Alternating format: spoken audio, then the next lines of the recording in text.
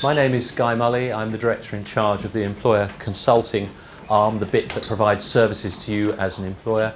And I am sharing the platform today with Peter Gilman, the Managing Director of Price Bailey, as many of you know, and also the founder of the Employer Consulting arm of Price Bailey. Let me begin by outlining how the seminar is going to work. First, I'm going to put today into some context for you. Then we're going to have a look at the area of employee retention first of all. We'll do this in two parts. Peter's going to have a look at some human resources issues, then I'm going to look at some statistics, and then we'll move on to the second substantive subject, which is employee reward. And again, we will do that in two parts. Peter will have a look at non-financial rewards, then I'll have a look at financial rewards. And then at the end, in what I hope will be a very interactive session with yourselves, we'll try to draw some conclusions from this morning's material and discussion. So let's have a look at some context. There are various ways to describe the employer-employee relationship. There's one here that Price Bailey uses called the employment cycle. And you can see it begins with phases of attraction, recruitment, induction, trying to get the right people on board, and then embedding them into the organisation, and then in due course measuring how they're performing and how you develop them, most often done via what organisations call an appraisal system, what some other people just refer to as a corporate ASBO really. And then while that's going on, reward looms everywhere. People tend to think of reward perhaps as an annual issue when it's time to do pay rises, but of course reward can impact at any stage of the employment cycle. It'll be there when you decide on the salary figure to put in your job adverts, for example. It'll be there all the way through an employee's career because, as you will hear from Peter later on, reward is not simply a financial matter. And also, particularly importantly, the whole of the employment cycle is framed by, or indeed boxed in by, the issue of employee retention. And why is employee retention such an all-encompassing issue? It's because of the previously unexperienced pressures which you as employers are facing here in the 21st century. It's almost 10 years now since the expression war for talent was first coined. It was coined in conjunction with the dot-com boom, but it remains very much with us now. It's a war that is aggravated by, for example, falling standards in education, allegedly.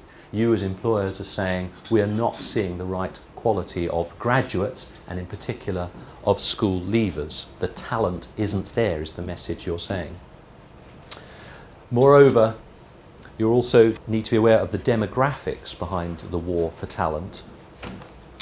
As we welcomed in the new millennium, I think few employers understood that 2000 was the point at which there were now more females in the workplace than males. And thus employers were presented with the challenge of making male-oriented workplaces look attractive to females.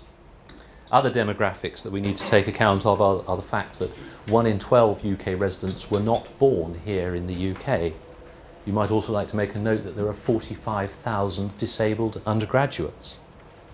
And on top of all that comes the age demographic, and I'm going to cut away to a slide for you to have a look at while I explain to you starkly what is going on here in Britain. In short, there are too many older people and there are not enough younger people.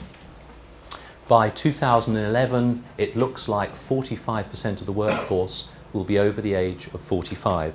By about 2017, 50% of the workforce will be over the age of 50. And this is because of the retirement of the baby boomer generation, a very large cohort, which is not being replaced by the same size of generation coming after, so-called Generation X. So there aren't enough people.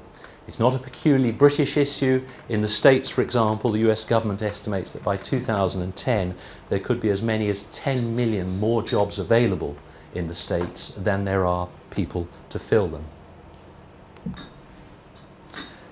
So in the light of the demographics, I think we have to accept that employee retention is a major issue for all organisations. The question then arises, what are the costs associated with staff retention? The costs not only of trying to hang on to people, but the costs of losing people. And we've deliberately used the word costs rather than cost to remind you that there are a number of financial implications in losing people. We're going to have a look at some figures later on, but for now I hope you all appreciate or accept the strategic, operational, financial impact of employee retention. My last contextual point is about the level of staff turnover, and it's phrased as a question because at this stage I would like you to put the subject in context rather than for me to do so.